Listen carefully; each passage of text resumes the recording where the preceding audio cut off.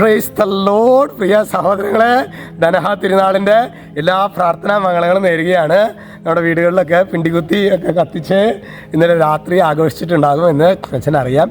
ഇത് നമുക്ക് നൽകുന്നത് പ്രതീക്ഷയുടെ ഒരു തിരുനാളാണ്. അതായത് നക്ഷത്രം വഴി കാട്ടിയതുപോലെ വെളിച്ചമായ യേശു നമ്മെ വഴി കാട്ടും എന്നുള്ള ഒരു വലിയ ഹോപ്പ്, ദൈവിക പുണ്യമാണ് അല്ലേ, പ്രത്യാശയെക്കുറിച്ച് ലയോ പാപ്പ ഈ ദിവസങ്ങളിൽ പറഞ്ഞ ഒരു മനോഹരമായൊരു കോട്ട് നമ്മളൊന്ന് ധ്യാനിക്കുകയാണ്. അവിടെ പാപ്പ പറയുന്നത് ഇങ്ങനെയാണ്: ശുഭാപ്തി വിശ്വാസത്തിലോ മാനുഷിക കണക്കുകൂട്ടലുകളിലോ അല്ല ക്രിസ്തീയ പ്രത്യാശ അടങ്ങിയിരിക്കുന്നത്. അതായത് ഒരു ഓപ്റ്റിമിസ്റ്റിക് ആയിട്ട് ചിന്തിക്കുക, അല്ലെങ്കിൽ ഒരു സൈക്കോളജിക്കലായിട്ട് നമ്മളിപ്പോഴും ഗുഡ് ഗുഡ് ഗുഡ് എന്ന് പറഞ്ഞുകൊണ്ട് അങ്ങനത്തെ ഒരു സംഭവമല്ല എന്ത് ക്രിസ്തീയ പ്രത്യാശ. അത് ക്രിസ്തീയ പ്രത്യാശ എന്ന് പറയുന്നത് മറിച്ച് മനുഷ്യരോടൊപ്പം ആയിരിക്കാനുള്ള ദൈവത്തിൻ്റെ സന്നദ്ധതയിലാണ് ഈ പ്രത്യാശ അടങ്ങിയിരിക്കുന്നത്.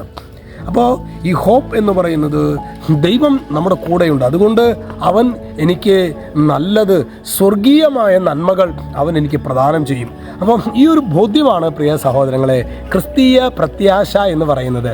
അത് ചുമ്മാ ഒരു ശുഭാപ്തി വിശ്വാസത്തിൽ മാത്രം നമ്മളതിനെ തളച്ചിടണം. അതിനേക്കാളും അപ്പുറത്താണ്, അത് യേശുവുമായിട്ടുള്ള അഭേദ്യമായ ബന്ധത്തിലാണ് എന്ന് ഈ നമ്മളുടെ ധനഹ തിരുനാൾ ദിനത്തിലെ സ്വർഗം നമ്മെ ഓർമ്മിപ്പിക്കുന്നു.